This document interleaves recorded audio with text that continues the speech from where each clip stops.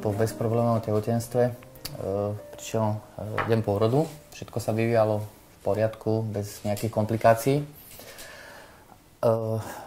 Potom prišlo k samotnému pôrodu. Kontrakcie, všetko bolo perfektne nastavené, naozaj ukážkový pôrod. Potom som dostala poslednú tú vyvolávačku a povedala, ponáhľajte sa po chodbe, bude to mať rýchly nástup. No a keď sme prišli na pôrodnú sálu, tak ja som odpadla asi do mlôb, alebo neviem kde. Poslali ma preč, nakoľko malička sa nás zasiekla v pôrodných cestách. To znamená, že pôrod bol ukončený kliešťami. Potom až po 6. nedeli vlastne nám lekár povedal, že sme mohli zomrieť pri pôrode obidve, lebo ja naozaj z toho pôrodu neviem nič. Ja až na druhý deň, keď som sa prebrala, jediné, čo som ich prosila, že aby mi slúbili, že to dieťa nám neumrie.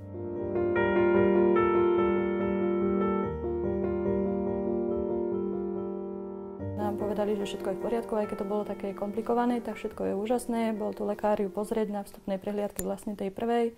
Povedal, že malá je úžasná, že je perfektná, že je zdravá. No, nechali sme to tak, tešili sme sa rok zo zdravého dievčatka a keď sme vlastne išli na ročnú prehliadku, tak povedali nám, že všetko je v poriadku, len je trošku posunutá následkom ťažkého pôrodu. Tak sme tomu nechali voľný priebeh, lebo sme verili tým lekárom, že áno, bude to fajn. Ale keď prišla vlastne ročná prehliadka a ortoped vlastne som ho prosila, že pán doktor, prosím vás, pozrite sa mi na dieťa, niečo sa deje, nesedí, nechodí, neotáča sa. A on nám povedal, že by ste chceli však mať detskú mozgovú obrnu.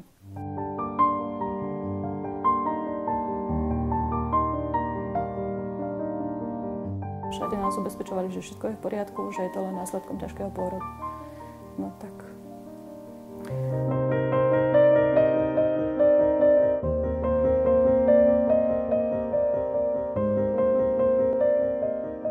Pre nás to bol veľký šok. Sme si to nepripúšťali a od toho jedného roku sme s našou maličkou začali proste navštevovať rôzne rehabilitačné zariadenia, aby sme jej čo najviac pomohli. Ona veľmi chce a to je na nej vlastne to pekné a to nás aj posúva dopredu. Bola taká zlatá, povedala, že rodičia moji za 2 roky, za 3 ja budem chodiť sama. Takže je to také potešujúce. Takto ako vyzerá, tak to je 4-ročná makačka, že ozaj ona nemá detstvo. Ona v kuse cvičila, bola stále na pobytoch. Si porovnáte 5-ročné deti v jej veku, tak to je úplne niečo iné. Ona strašne rýchlo dospieva. Nevedela rozprávať a keď sme tam boli na druhom pobyte, tak naša tým, že je doma sama, bola taká hanblivá a ona na Deň Matiek napríklad išla vystupovať pre všetkých kúpeľníkov. Nikto ju nerozumel, čo recituje, ale ona bola hrdá, že je medzi svojimi deťmi a že proste, že to zvláda. A ja som bola hrdá na ňu, že vlastne vystúpila medzi tých ľudí. A daj pusu. Počkaj, poviem ti. A zober si dáš. Zober. A pozri si, čo tam máš. To ti Nelinka kreslila, si to prečíta. Koníka má. Môže byť? My sme malej dali odobrať pupočníkovú krv pri pôrode. V dôsledku ja som chcela kvôli tomu, že v našej rodine sa vyskytuje veľa rakoviny a vtedy som nemala šancu, že niečo takéto nás čaká, že možno budeme chorí alebo že by to mohlo pomôcť aj v inom prípade. Vždy chodia nové informácie o tom, čo sa dá s touto krvou robiť. A tohto roku hľadajú deti, ktoré majú detskú mozgovú obrnu. Možno, že by takýmto deťom tá krv pomohla, tak ja som ju tam prihlásila. Boli sme vypratí, bolo nám povedané, že nie je ani ťažký, ani ľahký stav, je to na zvážení a vybrali si ju.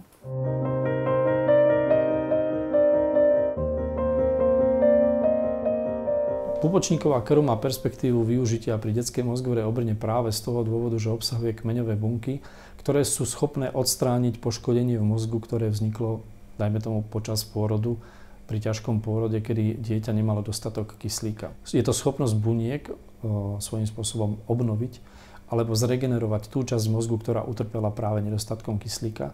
Ja som o transplantácii tejto pupočníkovej krvi počula. Vedela som o tom, že sa to robí na Ukrajine a v Amerike, ale nikdy som to neriešila, pretože som vedela, že to sú strašne vysoké finančné náklady a nikdy by sme to nezvládli. Je to strašne náročné finančne. Naša rodinná banka spustila program Pomocná ruka práve pre pacientov, ako je Nelly. Jedná sa nám o to, aby pupočníková krv nebola len uchovávaná, ale aby slúžila a bola využitá na liečbu. A sme veľmi radi, že na takúto unikátnu liečbu môžeme poslať Nelly do Spojených štátov na Duke University, na jedno z mála pracovísk, kde sa pupočníková krv na tento účel využíva.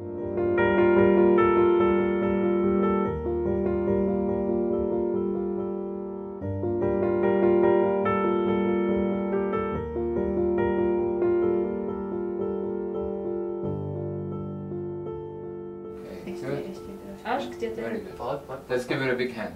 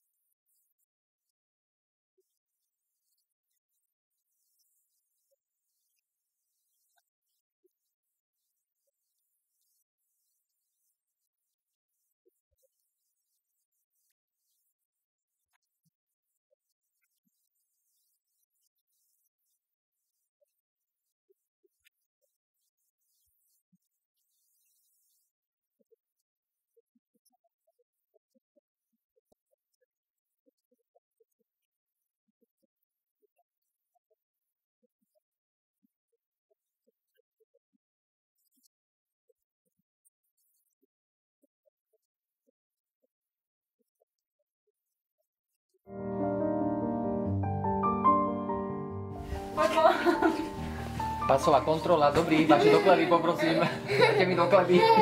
Díky. Kam cestujete? Kam cestujete? Na Slovensku, nie? Nie, do Ameriky. Do Ameriky. A odkiaľ cestujete? Rakúska. Z Rakúska? No, perfektne. Tak páči sa? Ste už niekedy boli? Páči sa? A šťastný let.